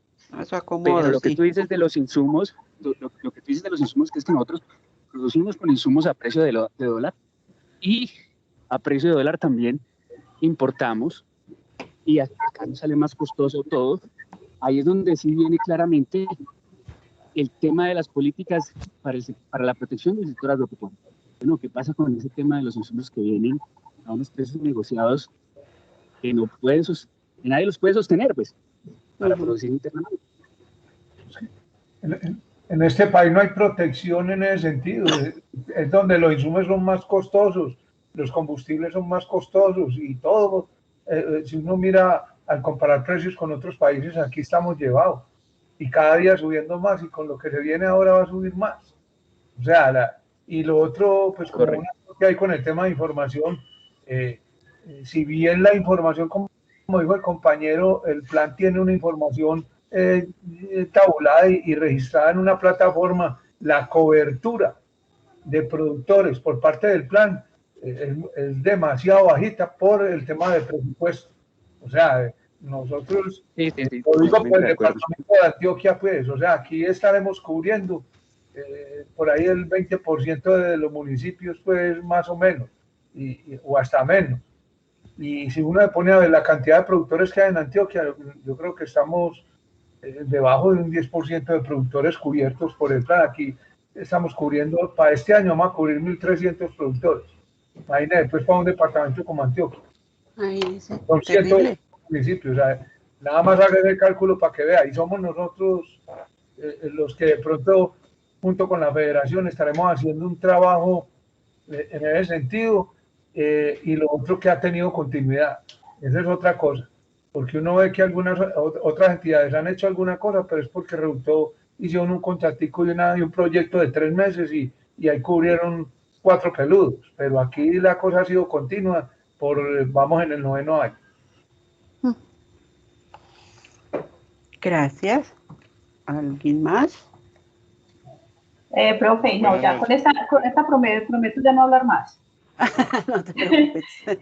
Porque es que también hay otro tema que hay que mirar, y es cómo particularmente el Ministerio de Agricultura descargó gran parte de lo que a él le compete cuando crea los 16 fondos para fiscales y le entrega la administración a unos gremios, y a esos gremios les pone la responsabilidad de hacer lo que él no estaba en capacidad de hacer por la parte humana, por los factores que hayan sido, pero que siguen siendo muy corto el cubrimiento que dan estos gremios a los productores de los diferentes subsectores. Entonces yo creo que ahí también ese tema también da para otro análisis. Muchas gracias, prometo no hablar más. Feliz noche.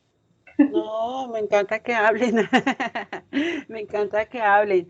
Sí, es que no da. Los gremios ya se están quedando corticos, por más voluntad que se tenga, no se da abasto. ¿Cuántos productores nosotros no tenemos y cuántos necesitan ayuda? ¿Cuántos están empezando, por ejemplo, y que nunca han recibido acompañamiento? Entonces, ¿en qué quedamos? Casi que en las mismas.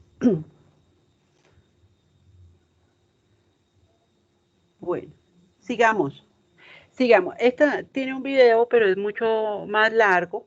Entonces se los voy a dejar, si quieren se los pongo en WhatsApp y lo miran o esta noche, mañana en un ratico, porque son casi, sí, son más de 10 minutos del video, pero pues nos explica muy bien lo que incluso que algunos de ustedes dijeron que no basta una ley, sino más bien una política, que eso es lo que propone la reforma rural integral, que ya mencionamos, que es el punto 1 del acuerdo firmado en La Habana, que lo que busca es la transformación estructural del campo, cerrando las brechas entre campo y ciudad, ¿sí? Y como siempre buscando condiciones de bienestar y buen vivir para nuestros pobladores rurales. ¿Qué busca también? Integrar regiones, contribuir a erradicar la pobreza, promover la igualdad y asegurar el pleno disfrute de los derechos de la ciudadanía. Que busca además aportar a la construcción de una paz estable y duradera, que eso era lo que mencionaba el presidente del momento, siempre mencionaba, con eso finalizaba siempre, ¿no? La paz estable y duradera.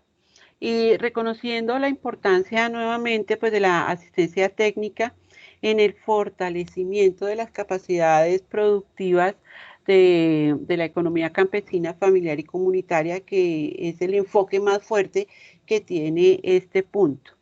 De forma que el desarrollo de sus proyectos productivos sean exitosos y se estimulen procesos de innovación tecnológica, pues que vamos a ver más adelante de qué se tratan esos procesos de innovación tecnológica.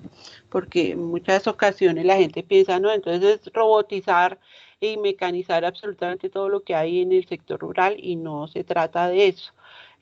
Cuando hablamos del tema de innovación, es realmente vincular a diferentes entidades estatales, no estatales, y sobre todo también a la academia desde diferentes ámbitos, incluso desde la educación secundaria y la educación terciaria, ¿sí? Entonces estamos hablando de chicos desde 10º, 11, los técnicos, los tecnólogos, los profesionales, todos desde la academia aportando al desarrollo rural, y que todos esos conocimientos, todas esas investigaciones que se hacen desde la academia, desde Agrosavia, desde el Ministerio del Medio Ambiente, no se queden en un archivo, sino que se compartan esos conocimientos y se dé viabilidad a los proyectos a partir de ese tema. Bueno, entonces, pues, ¿qué nos dice a nosotros? Aquí es como un desglose de ese acuerdo, ¿sí? El punto 1 se denomina hacia un nuevo campo colombiano, reforma rural integral. En el punto 1.3.3 se habla de los estímulos a la producción agropecuaria y a la economía solidaria y cooperativa, asistencia técnica, subsidios, crédito, generación de ingresos, mercadeo y formalización laboral, que eso es tan importante allá, pues, cuando vemos que tienen acceso a una pensión, por ejemplo, o a salud de calidad, o una ARL cuando están en condiciones, siempre manejo de maquinaria, de herramientas peligrosas, pero un accidente laboral, ¿cómo lo cubren? Si el mismo CISBEN o ni siquiera el CISBEN, incluso para nosotros a veces es tan complicado tener acceso a un sistema de salud de calidad. Lo estamos viendo con el tema de pandemia, ¿no? Y en el punto 1.3.3.2 habla del Plan Nacional de Asistencia Técnica, Asistencia Integral Técnica, Tecnológica y de Impulso a la Investigación. Esto está en marco de la reforma rural integral. Ahorita les coloco esto en el chat para que lo pueden mirar por el celular, lo pueden mirar, y mañana comenzamos la clase con eso. Y después continuaremos mañana con la misión para la transformación del campo colombiano, que son las recomendaciones que nos da a nosotros un grupo de expertos. A ver si los tenemos acá, estoy segura que todo... Así yo les mostré los documentos que habían quedado ahí cargados, ¿sí? Y ahí pueden descargar el documento de la misión. Mañana les cuento de qué se trata la misión, porque a partir de ahí el gobierno acoge las recomendaciones que nos da la misión para la transformación del campo colombiano, y son varios de los puntos que se establecen en marco de la ley. Bueno, ¿cómo vamos? Voy a dejar de compartir. Quiero vernos. Listo, aquí estamos nuevamente con ustedes. Hay una manito levantada. Uy, por fin puedo ver una mano levantada. Edwin. Él la tiene levantada desde que empezamos. Ah, no, ya la debe tener dormida. Es que como yo no estaba viendo. Ok. Como les decía, a veces con este tipo de temas es imposible avanzar rápidamente, pero pues yo creo en la importancia de hacer este tipo de diálogos, que nos contemos, que pues a partir del conocimiento que cada uno tiene desde su área, entonces vayamos enriqueciéndonos.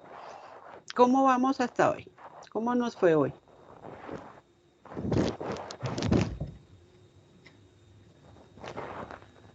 ¿Nos fue mal? No, muy importante la discusión y los aportes. Esto tiene mucha tela para cortar, profe. Sí, y el tiempo es corto, pero bueno, igual ahí están creados los grupos de WhatsApp por si queremos profundizar, sin perdernos pues del tema. Yo quería decirles pues que a partir de todo lo que hemos comentado, sale una reflexión, y yo quería decirles lo siguiente: no es que yo sea promotora de la ley, no soy promotora de la ley, por lo que les digo, nosotros participamos en la construcción de la ley, pero pues hay cosas que no se dieron, pues mesas de trabajo como siempre que no funcionan y no se toman en cuenta las recomendaciones o los aportes que se hacen desde diferentes ámbitos. No todos los aportes que se hicieron fueron acogidos para la construcción de la ley, pero lo que tenemos ahorita es acogernos, porque eso dice el marco normativo. Entonces nos tenemos que acoger en diferentes ámbitos y nos dicen, hoy en día, nos dicen la ley 607 ya no va a partir de la formulación de la ley 1876. Ya no va, y en parte se deroga. La ley 1876 lo que hace es acoger en parte lo que tiene la ley 607, con el tema de asistencia técnica, la obligatoriedad, etcétera, etcétera. Pero entonces no es que yo sea promotora, pero por lo menos con el punto 1, con los resultados de las recomendaciones de la misión para la transformación del campo colombiano y con la promulgación de la ley en su momento, yo vi una luz de esperanza, sobre todo para nuestros productores, ¿sí? A nosotros pues nos toca redoblar esfuerzos, nos toca capacitarnos, nos toca conformar parte de algún equipo, de alguna FCA para poder funcionar, etcétera, etcétera, a nosotros como técnicos profesionales. Sí, pero esa fue y es la única luz que tenemos hasta el momento. Entonces es por eso que nos ponen en todos lados a estudiar la ley, ¿sí? Y es por eso que estamos trabajando en esto. Entonces, yo en la mayoría de los casos estoy totalmente de acuerdo con los aportes y los comentarios que ustedes hacen, porque son muy pertinentes y vienen del territorio, que es lo más importante. Entonces, como les digo, no tengo la última palabra. Incluso creo que la última palabra y las conclusiones finales las van a dar ustedes. Entonces, por ahora, antes de irnos, voy a descargar asistencia. Profe, con una situación más grave, que la entrada de la pandemia, ahí sí que está retrasando más todo. O sea, aquí se paró todo del todo. Lo poquito, como dice el Barrocillo, que llevamos 4 años y sin poderse hacer nada. ¿Qué es lo que se va a poder hacer? Con el esfuerzo particular es capacitarnos, certificarnos para poder hacer parte de esos equipos en un momento dado. Pero esto está grave. Parado este año de pronto se veía una luz que iba a despegar algo y ahora volvió y se frenó, todavía más grave la cosa. No sabemos esto hasta dónde va a llegar. Hasta dónde, pero hay algo bueno, ¿no? Bajo el precio de los huevos. Ah, sí, ¿no? Y ahorita mostraban por ahí un video, un señor vendiendo pescado, de los pescados que resultaron del derrame ese que hubo por allá, y entonces estaba vendiendo, es que la propaganda era que los vendía más barato que los huevos de 1800. Imagínate. Bueno, yo les agradezco muchísimo y sobre todo siempre les voy a agradecer el compromiso que tienen ustedes con nuestros productores, que es lo más importante y por eso es que están ustedes acá. Entonces les mando un abrazo muy grande y ya mismo apenas cuelgue acá, les pongo en el WhatsApp el videíto, que es importante porque punto a punto nos van explicando qué contiene la reforma rural integral, que que hasta donde estuvo el presidente de turno se promulgaron leyes, se empezaron a hacer algunos trabajos, pero pues todo es cuestión de voluntad política y ustedes lo han dicho entre líneas, absolutamente todos lo han mencionado. Entonces les mando un abrazo, nos vemos mañana muy a las 6 de la tarde. Les recomiendo que vean el videíto, no les voy a cargar ninguna tarea referente a ese video. Después hay otro video más largo, que eso sí lleva una tareita, un foro, pero no es para mañana. ¿Listos? Entonces quedamos en contacto. Que estén muy bien. Hasta mañana.